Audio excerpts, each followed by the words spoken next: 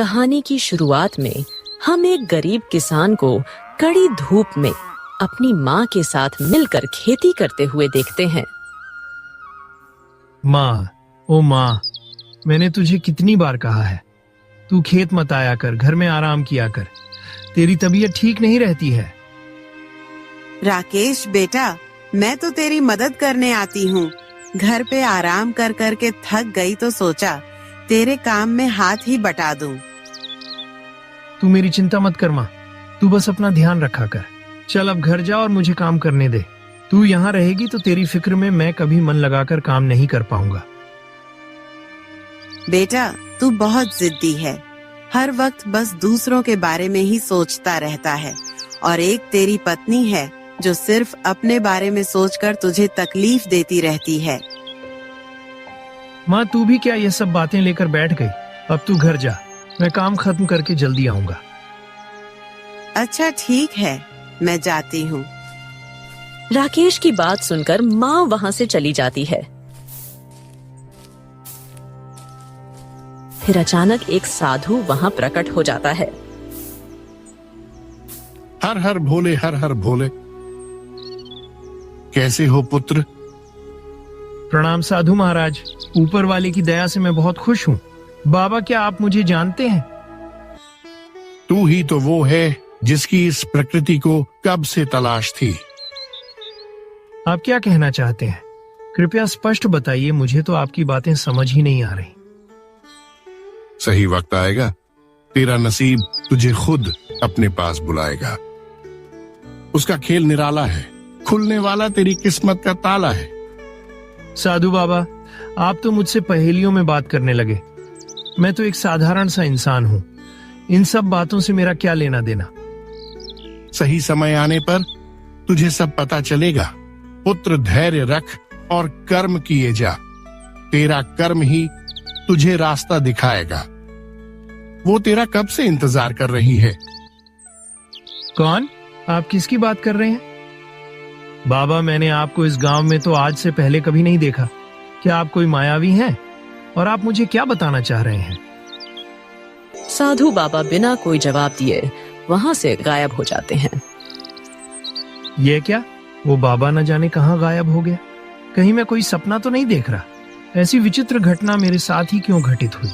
हे भगवान, आखिर तू क्या चाहता है? चल ठीक है, मैं सब कुछ तेरे ऊपर छोड़ता हूँ। तूने मेरे लिए जो भी सोचा होगा अच्छा ही सोचा होगा।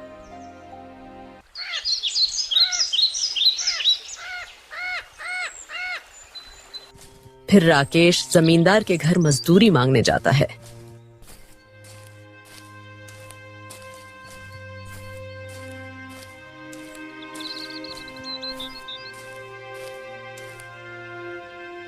बोल राकेश, हो गया खेत का सारा काम? कहीं तूने कोई काम चोरी तो नहीं की? नहीं नहीं जमींदार साहब, ये तो पूरे गांव को पता है। मैं कभी भी अपने कर्म में गद्दारी करने का नहीं सोच सकता। तो बोल कैसे आना हुआ? मैं अपनी मजदूरी लेने आया हूँ। आपने पिछले 2 हफ्तों से मुझे एक भी मजदूरी नहीं दी है। मैं बहुत मुश्किल से घर चला रहा हूँ। अब तो अनाज भी खत्म होने को आया है। तुझे क्या लगता है मैं तेरे पैसे लेकर भाग रहा हूँ? नहीं, मेरा ये मतलब नहीं था। आप गलत समझ रहे हैं। देख, अभी मेरे हाथ तंग हैं। शहर में अनाज का व्यापार करना बहुत मुश्किल हो रहा है। अब तू ही बता, जब मेरे पास ही धन नहीं आ रहा तो मैं तुझे कहां से दूं? ठीक है, जब व्यापार अच्छे से होने लगे तो आप मुझे एक बार में ही सारी मजदूरी दे देना। तब तक मैं समझूंगा कि मेरे पैसे आपके पास जमा है। इतना बोलकर राकेश मुंह लटकाए घर चला जाता है, जहां उसकी पत्नी सुनीता उसे ताने मार के कहती है, आ गए घर, आज भी खाली हाथ ही लौटे हो। मुझे तो पता ही था तुम्हारे साथ रहकर मेरी कोई जरूरत पूरी नहीं होगी। 2 वक्त की रोटी तो ढंग से खिला नहीं पाते हो, मेरी इच्छाएं कैसे पूरी करोगे? अभी तो मेरा बेटा थक हार कर घर आया है, थोड़ी देर उसे चैन की सांस तो लेने दो। उसके घर आते ही तुम शुरू हो गई। माँ जी, आप बीच में मत बोलिए, ये हम पति पत्नी के बीच की बात है। वैसे भी मैंने कुछ गलत नहीं कहा। आपका बेटा बिल्कुल निकम्मा है, बस समाज सेवा में लगा रहता है और अपने घर में अंधेरा करता है। थोड़ी तो लिहाज कर लो बहू, वो तुम्हारा पति है, तुम्हें तो उसकी इज्जत करनी चाहिए। काहे का पति? मेरी तो किस्मत ही फूटी है जो मैं इस घर में शादी करके आई। मैंने इन्हें कितनी बार कहा है अपना कोई नया कारोबार शुरू करें, दूसरों की तरह मुनाफा कमाएं, पर इन्हें मेरी बात समझ ही नहीं आती। मुझे पता है तुम क्या चाहती हो कि मैं गलत तरीके से काम करके जल्दी से धनी बन जाऊं, पर सुनीता तुम ये क्यों भूल जाती हो कि पैसा ही सब कुछ नहीं होता। गलत तरीके से कमाया हुआ पैसा काला धन होता है, वहां लक्ष्मी वास नहीं करती। मुझे समझाने की जरूरत नहीं है, यह कलयुग है, यहाँ सबको अपनी अपनी पड़ी है। तुम तो सबका भला करते हो, सबके लिए सोचते हो, भगवान को याद करते रहते हो, तो फिर भगवान तुम्हें जल्दी से अमीर क्यों नहीं बना देता है? बस करो भाग्यवान, और कितना कोसोगी ऊपर वाले को। देखना एक दिन वही हमारी तकदीर बदलेगा और तुम्हें सही रास्ता दिखाएगा।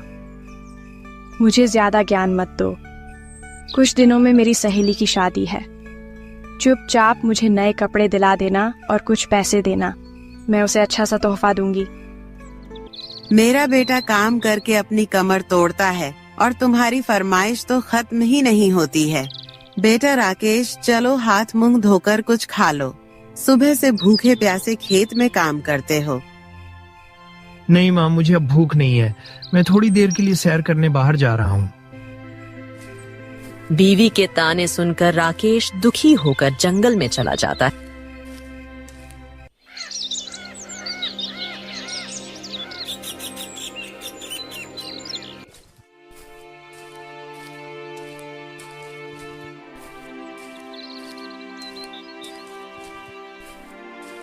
और एक पेड़ के नीचे बैठकर रोने लगता है।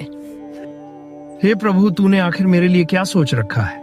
मैंने तो आज तक किसी के लिए बुरा नहीं सोचा और ना ही किसी के साथ कुछ गलत किया, फिर तू मेरी इतनी कठिन परीक्षा क्यों ले रहा है? मेरी पत्नी तो मेरी इज्जत ही नहीं करती और मेरी बूढ़ी माँ हमेशा बीमार रहती है। अब तू ही बता, ऐसी जिल्लत भरी जिंदगी का मैं क्या करूं? अचानक से साधु बाबा वहां प्रकट हो जाते हैं। क्या बात है राकेश, रो क्यों रहे हो? इतनी जल्दी हिम्मत हार गए? साधु बाबा, आप अचानक से आ जाते हैं, अचानक गायब हो जाते हैं। आखिर आप है कौन और मुझे ही सिर्फ क्यों दिखाई देते हैं? मैं तो तुझे दिखूंगा ही ना, आखिर तेरी कड़ी मुझसे ही तो जुड़ी है। तू जब भी सच्चे दिल से भगवान को याद करेगा, ये साधु तेरे सामने खुद ही प्रकट हो जाएगा। पर बाबा, मैं ही क्यों? और आप कौन सी घड़ी की बात कर रहे हैं? अब तो मुझे चिंता होने लगी है, कहीं आप मुझे मेरे परिवार से दूर ले जाने तो नहीं आए हो? ए नादान बालक, तू बहुत मासूम है, तुझे अभी कुछ समझ नहीं आएगा। अरे हर गुजरता हुआ पल तुझे उस राज के करीब ले जा रहा है जो न जाने कितने सालों से कैद है। उसे एक रात से तेरी दुनिया बदल जाएगी, तेरे रिश्ते बदल जाएंगे। तू चिंता मत कर, मैं तुझे किसी से दूर करने नहीं आया। इतना बोलकर बाबा फिर से वहां से गायब हो जाते हैं और राकेश बेचैन होकर बाबा को पुकारने लगता है। बाबा, आप फिर से पहेलियां बुझाकर चले गए। आपने तो मेरे मन को अशांत कर दिया। आखिर आप कौन से राज की बात कर रहे थे और उस राज से मेरी दुनिया कैसे बदलेगी? हे प्रभु, कहीं कुछ बुरा तो नहीं होने वाला है? मेरे साथ जो कुछ भी हो जाए, बस तू मेरे परिवार को बचा लेना। राकेश घर चला जाता है।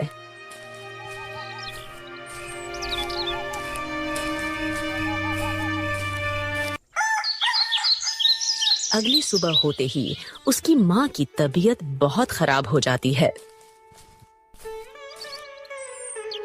माँ, ओ माँ, सूरज सर पर आ गया है, तू अभी तक सो रही है?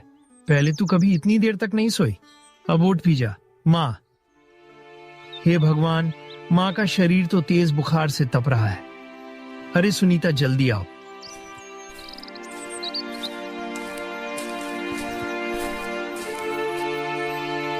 क्या हुआ? क्यों सुबह सुबह इतना चिल्ला रहे हो? माँ की तबीयत बहुत खराब है। तुमने एक बार भी मुझे बताया क्यों नहीं इस बारे में? मुझे क्या पता था? मुझे तो अभी तुमसे ही पता चल रहा है कि तुम्हारी माँ बीमार है। रात तक तो अच्छी भली थी, मुझे तो लग रहा है ये नाटक कर रही है।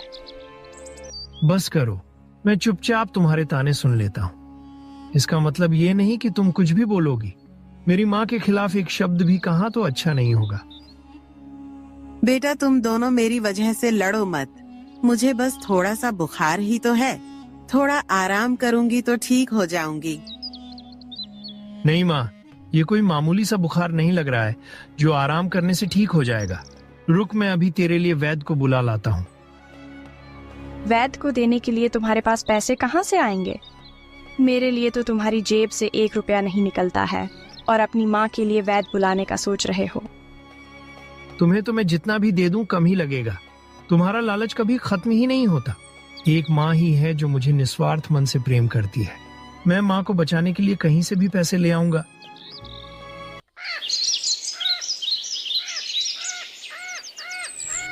राकेश फौरन अपनी मजदूरी के पैसे लेने जमींदार के पास चला जाता है।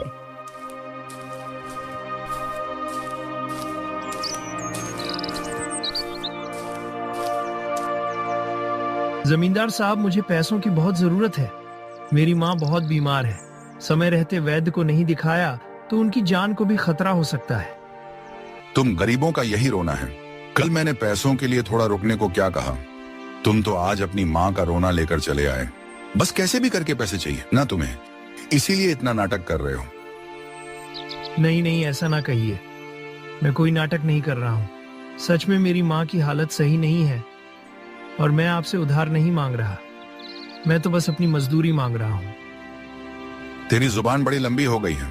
तेरी हिम्मत इतनी बढ़ गई कि तू मुझसे हिसाब किताब की बातें कर रहा है। तेरी माँ बीमार है तो इसमें मैं क्या करूं? मैंने कहा था ना, अभी मेरे पास पैसे नहीं हैं। रहम कीजिए जमींदार साहब, मैं बहुत मजबूरी में आपके पास आया हूँ। मैं आपके पैर पड़ता हूँ, कुछ पैसे देकर मेरी मदद कर दीजिए। दूर हो जा मुझसे। मैंने जो कह दिया सो कह दिया। जब मेरे पास है ही नहीं तो मैं तुझे कहां से दूं? मेरे आगे गिड़गिड़ाकर अपना समय मत बर्बाद कर। जाकर अपनी माँ की सेवा कर। क्या पता बुढ़िया कब दम तोड़ दे। जमींदार, आज तूने बदतमीजी की सारी हदें पार कर दी है। तुझे तेरी अमीरी का बहुत घमंड हो गया है। बड़े बूढ़ों का लिहाज करना भूल गया है। मैं अब तेरे जैसे छोटे दिल के आदमी के साथ काम नहीं करूंगा। तुम मत कर, मेरे पास मजदूरों की कमी नहीं है। मुझसे दुश्मनी करके तू अपने पैर पर खुद ही कुल्हाड़ी मार रहा है। अब तो तेरे पैसे मिलने से रहे। नहीं चाहिए तेरे पैसे।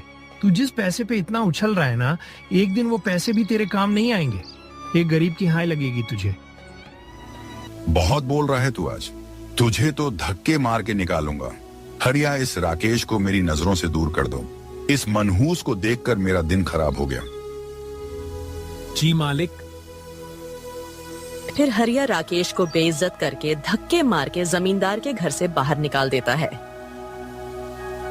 राकेश मदद की भीख मांगने पूरे गांव में भटकता है, पर कोई उसकी मदद नहीं करता।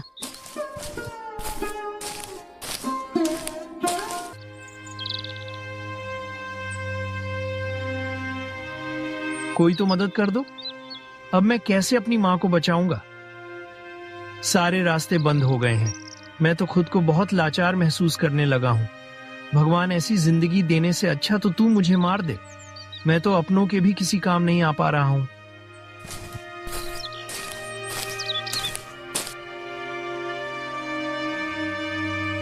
पुत्र, निराश मत हो। उसके पास सभी परेशानियों का हल है। वो अगर एक मुसीबत देता है तो उसके साथ साथ उस परेशानी से लड़ने की हिम्मत भी देता है। याद रखना, आज वो तुझे इसलिए रुला रहा है ताकि कल को वो तुझे भी भर के हंसा सके।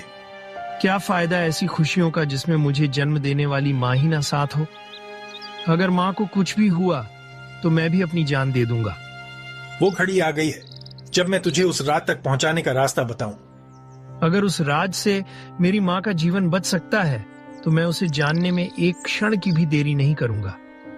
तो सुनो, आज रात तू जंगल जाना। जंगल के बीचों बीच तुझे एक सुनहरा पक्षी दिखेगा। बस वही तुझे उस रात तक पहुंचाएगा।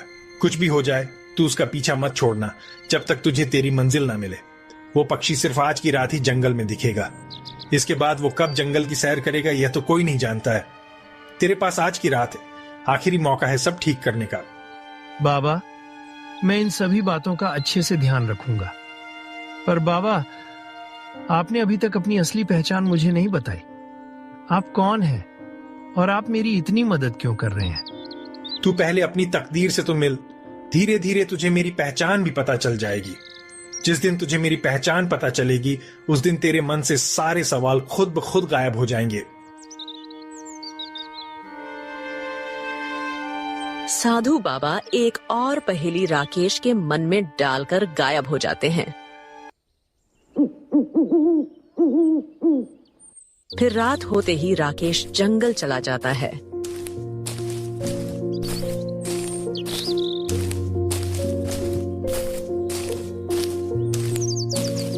जहां उसे एक सुनहरे पंखों वाला खूबसूरत सा पक्षी दिखता है।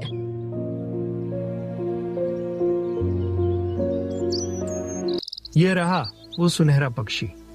बाबा इसी के बारे में बात कर रहे थे, पर यह मुझे मेरी तकदीर तक कैसे लेकर जाएगा? राकेश खड़ा होकर यह सब सोच ही रहा होता है। तभी वो पक्षी आसमान में उड़ने लगता है। ओ सुनहरे पक्षी, रुक जा। कहाँ भाग रहा है? मैं तुझे कोई नुकसान पहुंचाने नहीं आया हूँ, रुक जा। आज मैं किसी भी हाल में तुझे खुद की नजरों से दूर जाने नहीं दे सकता हूँ। राकेश परेशान होकर उस पक्षी के पीछे पीछे दौड़ रहा था।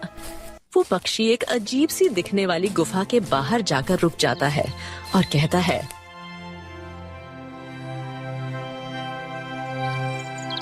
ये रही तेरी मंजिल। अरे तुम तो एक पक्षी हो, फिर तुम इंसानी भाषा कैसे बोल रहे हो?